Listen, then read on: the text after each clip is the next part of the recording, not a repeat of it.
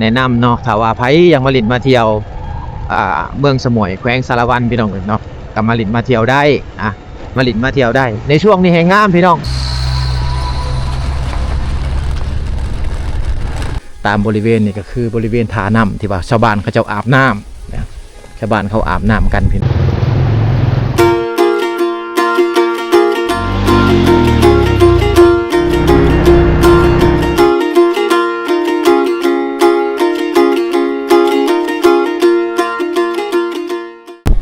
ตอนนี้บอโนดออกมาแต่เขตชายแดนลาวเวียดนามแล้วนะเมื่อนี้ก็บอโนดอาจจะเดินทางกลับพี่น้องเนาะเพราะว่าค่าเวียกประจำนะได้เห็นเวียกประจำในรายการชีเห็นเวียก YouTube นำพี่น้องนี่แหละก็คือกิจวัตรประจำวันของบอโนดพี่น้องเลยนะเอาเมื่อนี้บอโนดจะเดินทางกลับเมืองนะเส้นทางที่เขามานี่เป็นเส้นทางที่ว่าบรรยากาศดีขนาดพี่น้องเลยเนาะบรรยากาศท่ามกลางคุ้มเขานะก่อนเฮาสิมาฮอดเมืองสมุยได้นี่แม่นเฮาต้องได้ผ่านภูสามหลักซะก่อนพี่น้องนะภูสามหลักนี่เป็นภูที่ว่างามพี่น้องเลยนะเดี๋ยวบัดขากลับเมื่อนี่บ่หนวดจะถ่ายวิวธรรมชาติให้พ่อแม่พี่น้องได้เบิ่งบ้านผักยังกับผู้สาวบ้านผักวีนานะอันนี้คือเจ้าของบ้านผักเพิ่น อ้าวจะคืออยู่นี่ซะจะเป็นเจ้าของบ้านผักบ่หนวดกับพ่อสิหอมมานอนเมื่อคืนนี่พี่น้องมื้อตอนเดินทางมานอนอยู่บ้านผักนี่แหละก็คือน้องสาวเพิ่นนี่เป็นคนเปิดห้องให้ห้องเท่าใดสาวอยู่นี่ห้อง250,000ห้อง250,000ห้อง250,000เนาะห้องพัดลมบ่ห้อง250,000นี่แม่นห้องแอร์ดิ280,000 280,000ก็สิถึงยิ้มมันหวานหลายอันมีหลายราคาให้เลือกพี่น้องเอ้ยถ้าว่าไผมาดินเมืองสมุยเนาะแขวงสารวันพี่น้องก็อย่าลืมมาแวะบ้านพักยังก่อวีนาบ้านพักวีนาเด้อมาหาน้องสาวเพิ่นได้นะน้องสาวเพิ่นนี่อยู่ทางเขานี่แหละพี่น้องเอ้ยเนาะเป็นเจ้าของบ้านพัก เอาพอสิได้กลับปะได้บัดนี้ได้โอเคเดินทางปลอดภัยเอาชิวนี่ต่ออยู่อีกจะคืนเจ้าประมาณ2 คืน2 คืนโอ้อยู่กับผู้สาวบ่แม่น บัดอยู่นี่แหละอยู่ในบ้านพักนี่แหละ เอาพี่น้องจังน้อยบ่โนดก็เดินทางกลับเมื่อสวรรค์เขตนะเพราะว่าจะไปเฮ็ดเวียกประจำเฮ็ด YouTube แล้วก็เฮ็ดเวียกประจำอันนี้เดี๋ยวจะอัปเดตถนนทางบรรยากาศระหว่างทางให้พ่อแม่พี่น้องได้เบิ่งแวะใส่น้ำมันก่อนพี่น้องเนาะอันนี้คือเขตชานเมืองที่จะเข้าไปเมืองสมุยแขวงสารวันสบายดีใส่น้ำมันแน่อันนี้คือปั๊มเพิ่นเปิดใหม่เด้อสั่งเอา60,000ใส่น้ำมันก่อนพี่น้องก่อนเดินทางเพราะว่าเส้นทางนี่เป็นเส้นทางที่ว่าบ่มีปั๊มนะส่วนหลายปั๊มจะห่างออกไปประมาณ75-80กิโลพี่น้องนะจึงจะมีปั๊มอีกเท่านึงก็เลยว่าต้องได้ใส่ก่อนจะเดินทางกลับ เปิดโดนระบบปั๊มน้ำมันกำลัง3 เดือนโอ้3 เดือนบ่มีผู้สาวมาซอยบ่เพิ่นบ่รับผู้สาวบ่กำลังเดียวก่อนเหงาเลยเจ้าบ่มีผู้สาวมาซอยนี่ แอดสั่งนะอยู่นี่จะถึงอยู่ 30,000 กีบพี่น้องแล้วก็สิเป็นเงินไทยประมาณ55 บาทประมาณ55 บาทจ้ะให้จังพอไปเมื่อสวรรค์เขตเมื่อทางเมืองน้องนี่แหละก่อนบ้านเฮากำลังหน้าเที่ยวบรรยากาศดีเนาะช่วงนี้ต่างประเทศก็หลายแน่ต่างประเทศก็มาหลายพี่น้องคนไทยก็มาหลายนะเป็นเมืองหนาวและฝนเกือบว่าตลอดปีอยู่ทางเขตนี้ไปก่อนเด้อ เอาเดินทางกันต่อพี่น้องเส้นทางยังอีกยาวไกลนะเกือบ330กิโลพี่น้องเลยเนาะบ้านมโนดหาเมืองสมุยแขวงสารวัตรพี่น้องเดินทางกันต่อเอาเดี๋ยวจะถ่ายวิวบรรยากาศระหว่างทางให้พ่อแม่พี่น้องได้เบิ่งนะวิวทิวทัศน์ช่วงนี้ก็เป็นวิวทิวทัศน์สวยงามพี่น้องเลยมีทะเลหมอกมีฝนพร้อมทั้งหนาวพร้อมอยู่ทางเขตนี้อากาศอยากคือกับอยู่ปักซองแดนหนาวแขวงจำปาสักพี่น้องอันเดียวกันเลยนะอันเดียวกันเลย เมืองนี้เป็นเมืองผู้ด้อยนะตรงแขวงสารวัน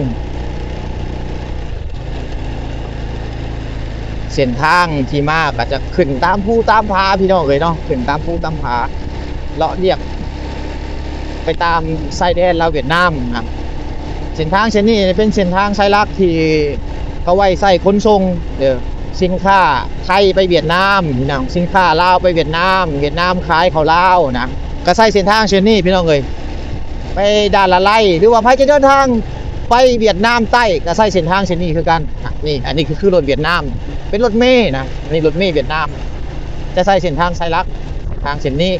ในการเดินทางไปลินไปเที่ยวต่างๆพี่น้องออกไปทำไปเฮียนต่างๆก็จะใส่เส้นทางเส้นนี้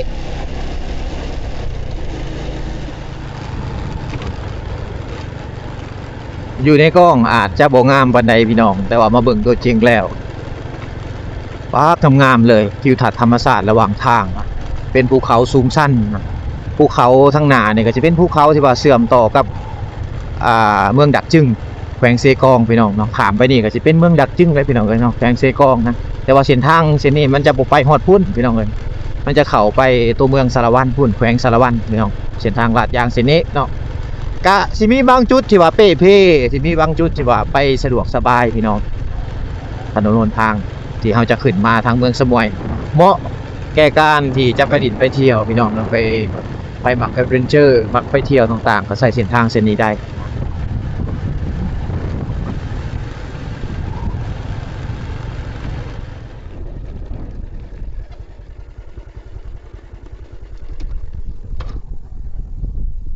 จุดนี้เป็นจุดที่ว่าเฮาแนมเห็นตัวเมืองสมวยพี่น้องพูน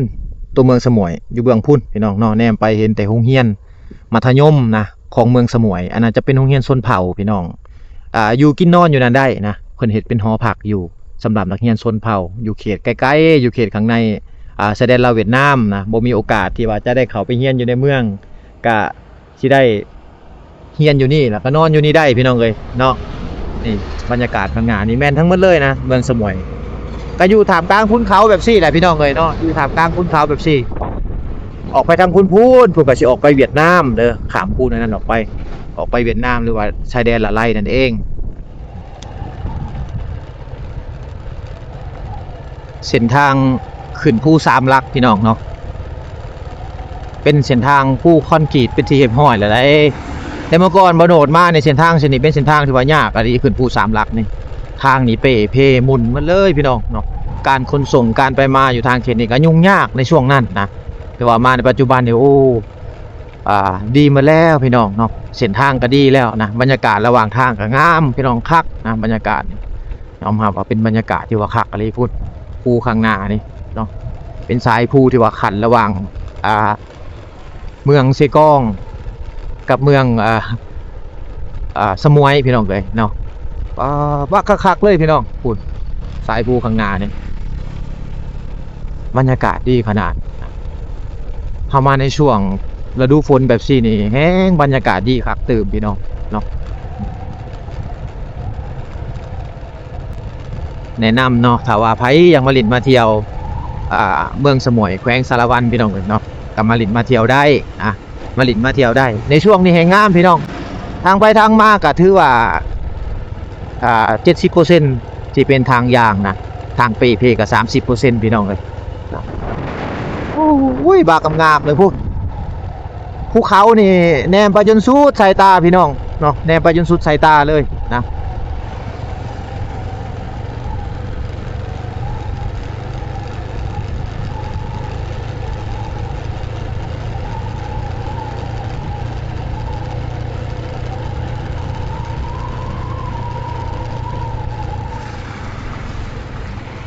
ถ้าว่าบ่พัฒนาเส้นทางเส้นนี้นี่โอ้ยากแหละที่ว่าจะเข้ามาเมืองสมวยพี่น้องเอ้ยอันนั้นคือไฮคือสวนของเขาได้อยู่ถึงเป็นสวนมันสวนยางบงพี่น้องเนาะฝั่งเทิงนั้นถ้าว่ามาเมืองสมวยถ้าว่าใครจะเดินทางมาแต่แขวงสารวันก็ต้องได้ผ่านภูหารักภูตะโอยอะไรพี่น้องเนาะตอนนั้นภูจะเป็นภูหารักนะแต่ว่าเส้นทางก็โอเคแน่แล้วแต่ว่าช่วงฤดูฝนเนี่ยภูน่ะมันจะสูงกว่าภูนี่ถนนหนทางก็อยากลื่นอยากมืดพี่น้องเนาะ ก็เกิดอุบัติเหตุหลายอยู่ภูหารักนั่นเมืองตะโอยหันพี่น้องนี่ภาพทิวทัศน์ระหว่างทางพี่น้องปลางามๆเลย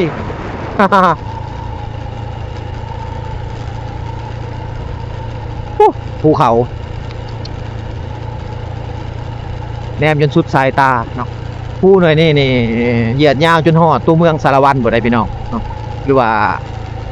สารวันซิตี้นะจนฮอดแขวงสารวันบ่แหละภูหน่อยนี่เหยียดยาวไปฮอดพุ่นมาในช่วงนี้จะมีทะเลหมอกจะมีทะเลหมอกจะมีขีดเสือ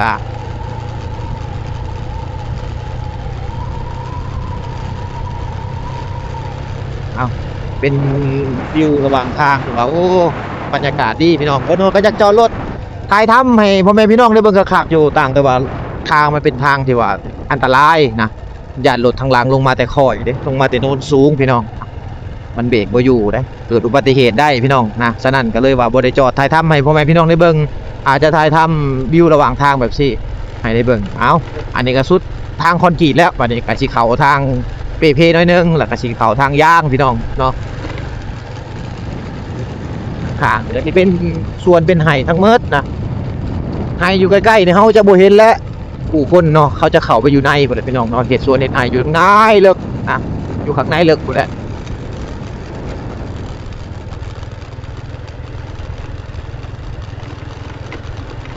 ลงไปนี่ก็สิเป็นบ้านตุ้งแตงพี่น้องลงไปฮอดจุดนี้ก็สิเป็นบ้านตุ้งแตง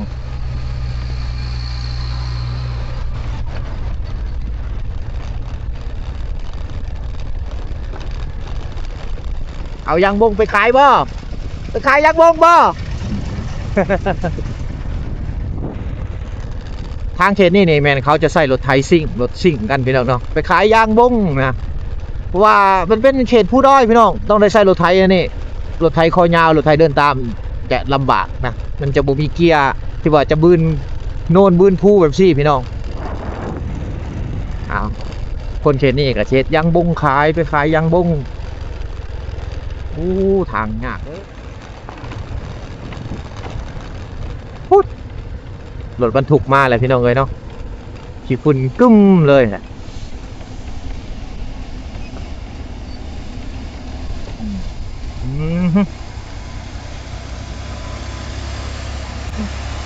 อันนี้คือบรรยากาศระหว่างทางพี่น้องเนาะที่จะเข้าไปแขวงสารวันพี่น้องขี้ฝุ่นกึ้มเลย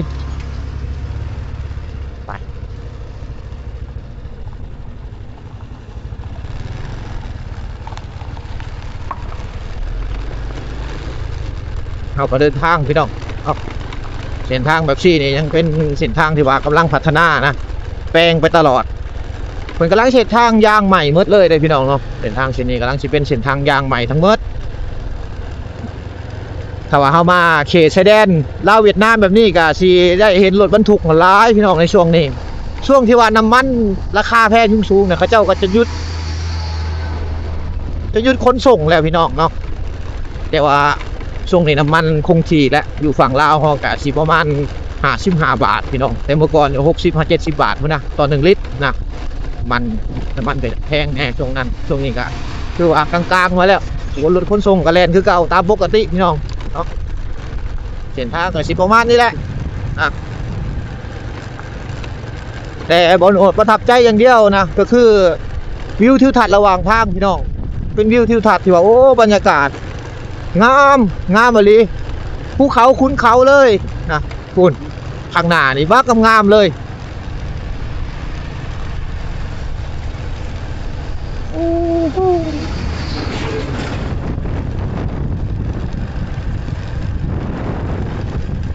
สายผู้รวงเป็นทางไห่เป็นทางสวนชาวบ้านกับเจ้าแล้วก็เป็นเขตผู้ที่ว่าขันระหว่างเมืองต่อเมืองแขวงต่อแขวงพี่น้องเนาะ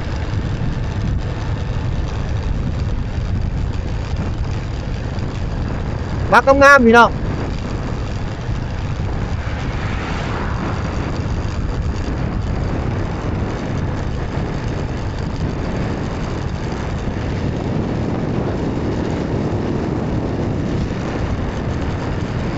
การขนส่งอยู่ทางเขตนี่ส่วนหลายเขาก็สิใส่รถ2 ล้อแบบซี่นะ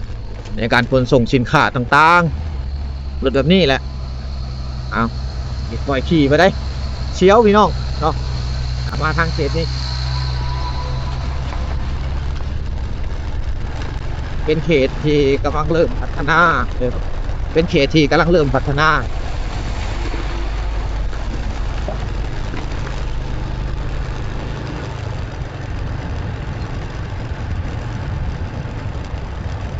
นี่โอ้